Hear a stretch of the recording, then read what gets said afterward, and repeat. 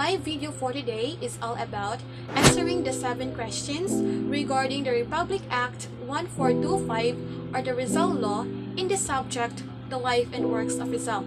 But before that, I will be telling you first what is the Republic Act 1425 or the Rizal Law.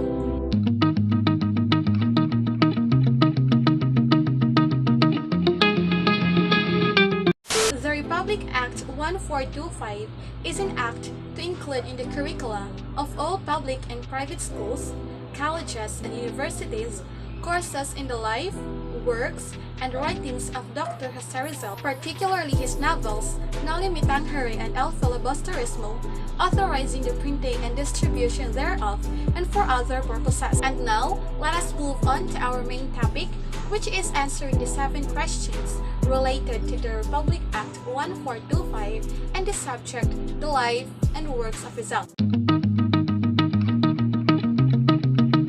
First question. What is the importance of studying Rizal? The importance of studying Rizal is we will know further his life, works, and his inputs towards the independence of our country, and how he was able to fight for our country through knowledge and the power of his letters, and how he was able to sought to put an end of the situation.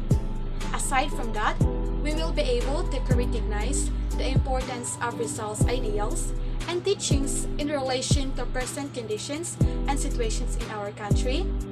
Next, we will be able to encourage the application of such ideals in current social and personal problems and issues. Third, we will be able to develop an appreciation and deeper understanding of all that Rizal fought and died for. Last is to foster the development of the Filipino youth in all aspects of citizenship. Question number 2. Who is the main proponent of the Republic Act and what is the purpose of proposing it? Senator Claro M. Recto was the main proponent of the Rizal Bill. He sought to sponsor the bill at the Congress. However, it was met with stiff opposition from the Catholic Church. And the main objective or the purpose of proposing this act is first, to enrich the minds of the students about the history of our country, Philippines, specifically about talking our national heroes. Second is to the people not to take advantage of the novel of Rizal.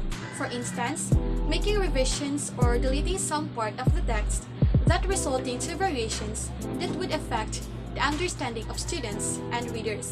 This act simply wants to preserve the original content of the writing. Third is to prove to the people that violence is not the solution in battle, just like what Rizal did. Fourth is mainly for the people to have an inspiration through the life, works, and writings of Rizal, and to call for an increased sense of nationalism from the Filipino during a time of a dwindling Filipino identity.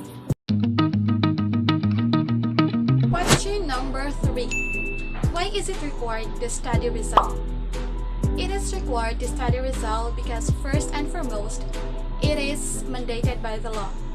The teachings of Jose Rizal's life, works, and writings are mandated by the Republic Act 1425, otherwise known as the Rizal Law. Senator Jose Pelorel, the person who sponsored the said bill, said that since it was Rizal who is the founder of the Philippine nationalism and contributed much to the current standing of our nation, it is only right that the youth as well as all the people in our country know about and learn to imbibe the great ideals for which he died for. It is also required to study Rizal, secondly because of the lessons contained to the course itself.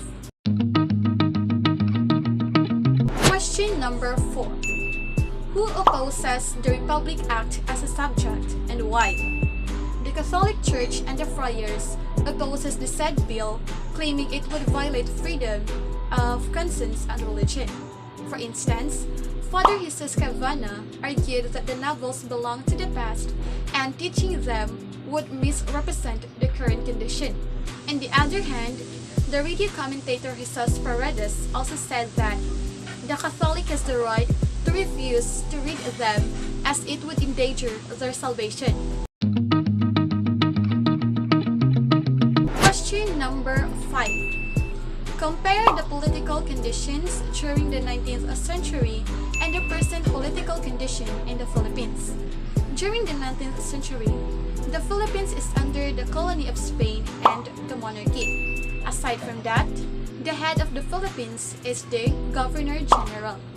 And during election, only men were allowed to vote, and women were not allowed to take position in the government. Today, Philippines now is independent, following the democratic republic types of government that has 3 branches, namely, the legislative department, which includes the senators and House of Representatives, and the judiciary headed by the Chief Justice of the Supreme Court. And as of this time, women are now allowed to vote and to take position in the government. Question number 6. Compare the social conditions during the 19th century and the present social condition in the Philippines. During the 19th century, the women were only allowed to stay at their respective homes and in school that is exclusively under supervision of their nuns. They were not allowed to study about different profession or field of study that requires applications in the society. They are only taught how to be a good mother and a good wife. And at this time, women are now free to study at any school and take up the course they wanted to pursue. They are now free to choose their desired profession and not limited to their homes and can do some work of men.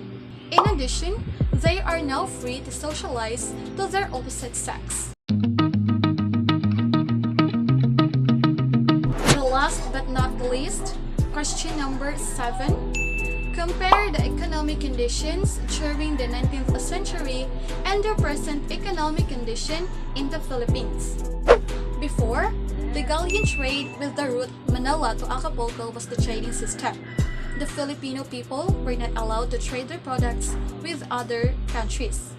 And there is also a monopoly in the industry like tobacco. And when it comes to wages, the wages during Spanish era was only around 2 pesos. And it would suffice the needs of the Filipino family. The economy as compared today is far greater. Filipinos are now allowed to trade their products with other countries following the legal processes. And when it comes to wages, it is far much greater compared before.